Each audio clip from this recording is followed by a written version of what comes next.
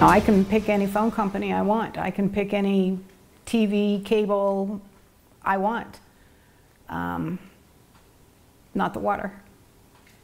You're stuck. We're stuck.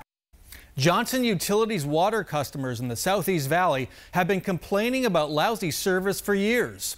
Now they're learning the family-owned water company is diverting millions of dollars they pay the utility to a shell company based outside Arizona.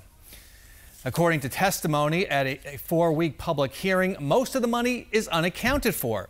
That hearing could result in state regulators inserting an outsider to take over Johnson Utilities.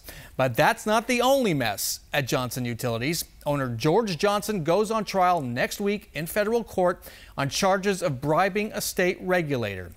I spoke with the reporter who covered the hearing, Jake Kincaid of PinelCentral.com. We discussed how the hearing went into an unexpected direction when the $15 million a year diversion was disclosed. So $15 million a year in revenue. What percentage of the company's total revenue is that, and how long has this been going on?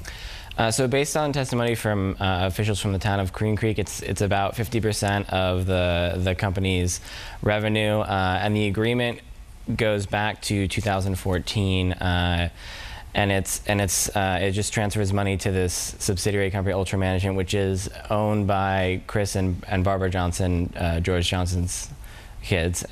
George Johnson's children own Ultra Management, this Delaware-based company that receives the $15 million a year. Yes, and it has no employees. It's just them. And but while Chris Johnson was on the witness stand, he couldn't answer any questions about what it does, and he said they had no job duties associated with it. So there's 15 million is about, it's about 15.5 million is funneled as a pass-through, and some of it is passed through to Hunt Management, which is where they lease their employees. That's about Hunt Management, a separate company that leases. So Johnson Utilities only has one employee, which is Gary Drummond, which is previously George Johnson before he stepped down due to the bribery case.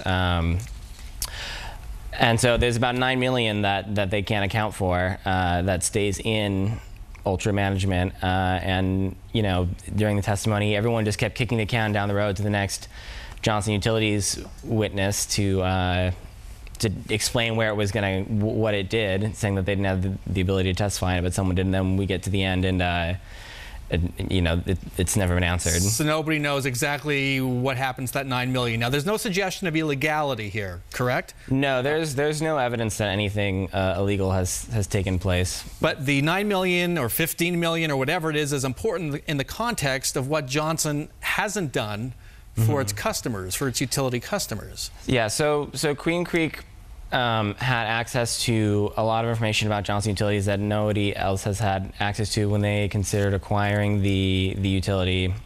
And so they wanted to release that to the commission, and Johnson Utilities was aggressively litigating to keep it secret. And so yeah, a lot of this information comes from their testimony, and you might be able to say that that's biased because they clearly have a vested interest in acquiring it. But given that the utility is aggressively litigating to keep all these documents secret, I'm inclined to believe them. So they came out, their utilities director came out and said that you know, that the system, the infrastructure was not up to municipal standards. It needed about $160 million in investment to get it up to an acceptable standard. Yeah, they've only been investing a few $100,000 a year. So that's a contrast with the money that's been going elsewhere. Exactly, and they actually directly said, you know, if they had been moving this money into the infrastructure, it would be in great condition. So when might the Corporation Commission take action on this and put somebody else in charge of Johnson Utilities? So the first round of briefs is May 25th, and then there's a response brief a week later. And after that, there will be an open meeting where they'll decide. And regulators with the Arizona Corporation Commission could decide within the next few weeks whether to install an interim manager at Johnson Utilities.